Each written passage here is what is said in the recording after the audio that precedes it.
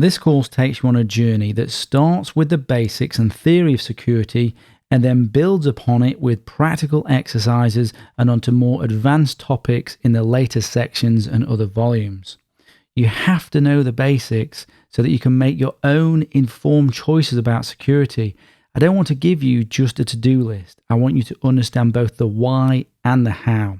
So we start with the theory and basics of security and then build on that later with practical exercises and onto more advanced topics.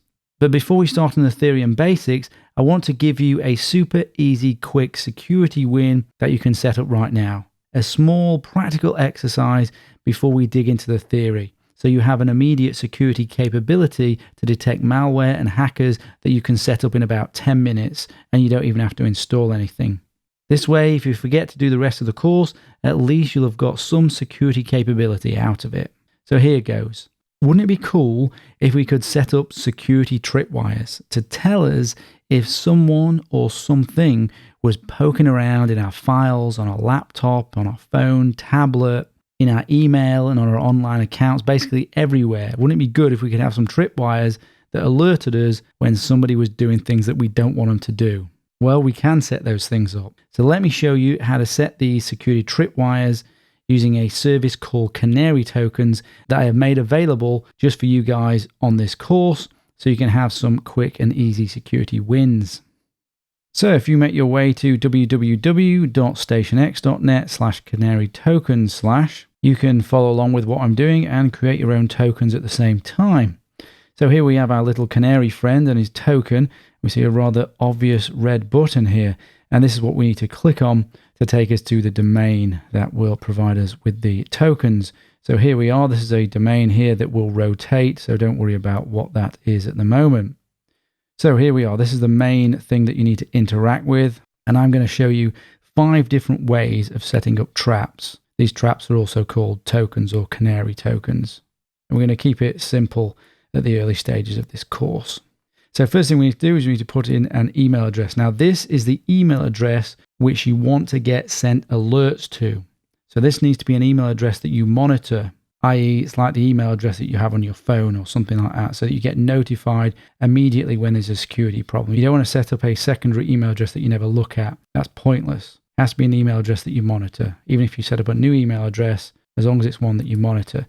So let me put one in here. So that's the email address I want to get sent alerts to. And then I need to put in here some sort of comment that lets me know which token, which trap has been triggered. So I'm going to put Word document in password folder on laptop. That's going to make more sense in a second. Ignore all this for now. Just have it on DNS and HTTPS and generate token. And if we go down here, the first one that I want you to look at is the MS Word token or trap. So what this has done is this has generated a unique Word document for you that we can download. So I'll give you a demo of it. So we'll download that now.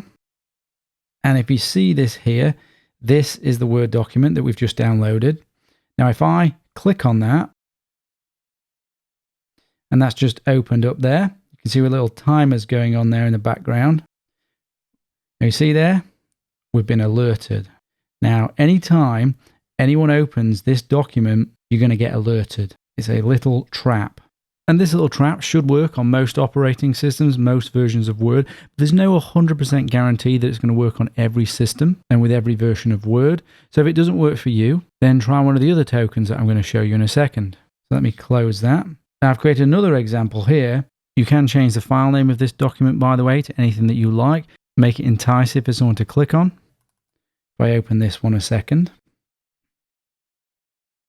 just open this fully.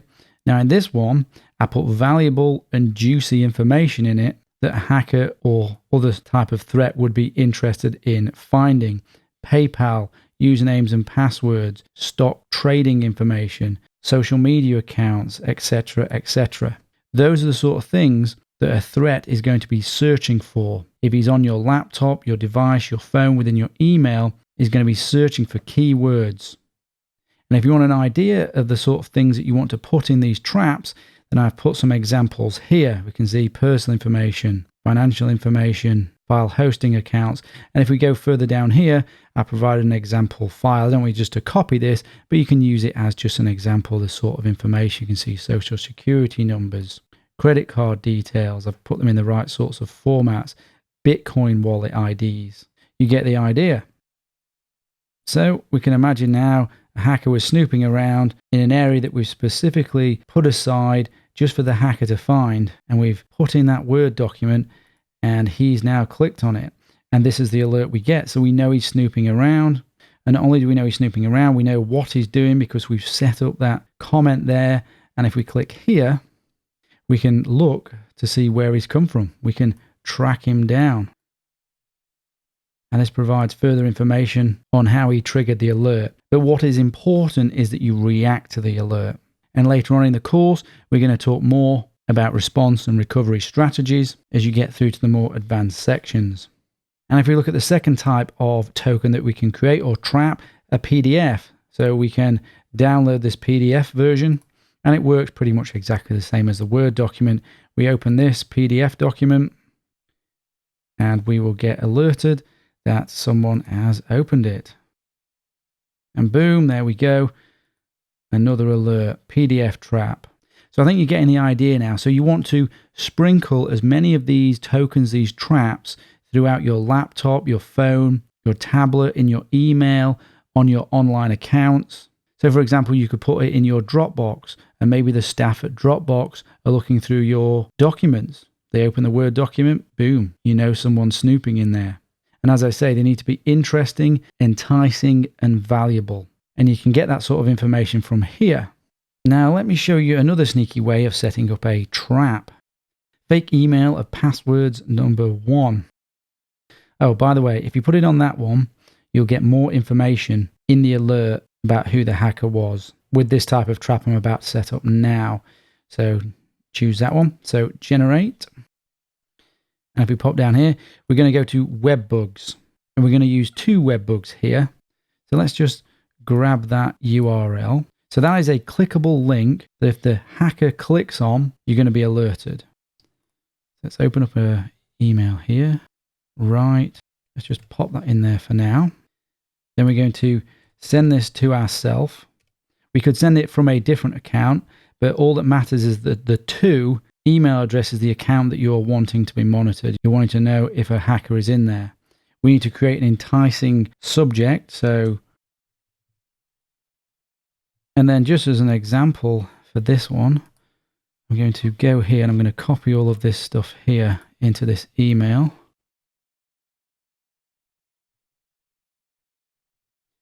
Obviously, you're going to put your own sort of information in here and things related to you. So you notice I've just taken that link there. Now I'm putting that link here. I can actually change this to anything that I want. After this, here, I can change this to whatever I want. So I can put login, if I want, .html. And see what I'm doing is I'm creating an enticement here by private file store, backup of everything, username and password. So if the person opens this email and then clicks on this link, it will trigger the alert. But we're going to do something even more tricky here because we want to definitely catch this hacker. So within Thunderbird, there is a feature by which you can insert a link to an image. Now, we don't want to attach an image. We want to insert a link to an image. So if we go on insert an image and we unclick this, so we don't want it to attach, we go on there and then we can put image.gif. And you see, we're already alerted. That's how quick this service is. And we do not want to use any alternative text. Add that there. And you'll see, you can't see that image because that is a 1x1 pixel invisible GIF. And let me show you how this works. So we're going to send that to ourselves. So there we go. That's our little trap there. Now we can choose to open it, leave it as an open email, or we can leave it as an unopened email. But no matter what, if someone's in our email and they're searching for whatever it is that they want to be searching for, maybe they're interested in PayPal accounts, well, there we go. That comes up. They're searching for bank information, credit card information. That's going to come up. And all they need to do is just open it. You don't even need to click on a link. Boom. Caught them. You know they're poking around in there. But let's say that doesn't work for whatever reason. It should. Then there's still things like that to entice them. Click on that. Boom. Caught them again. Now, in order for us to have inserted that image, I went on this, insert image.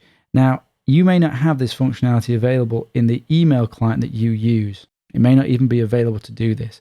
But it doesn't matter. You can still download Thunderbird if you like. It's free. And just send an email or emails using Thunderbird just for this one task if you can't work out how to embed that invisible web bug into your email. So as I said, you want to sprinkle these tokens throughout your laptop, on your laptop, phone, tablet, in your email, in your accounts, make them enticing, make them valuable. And then when you get an alert, respond to that alert. And respond in the ways that I recommend throughout this course, changing your password and other such sort of things, disconnecting from the network. So there you go, that's your security quick win. Go ahead and set those up right now.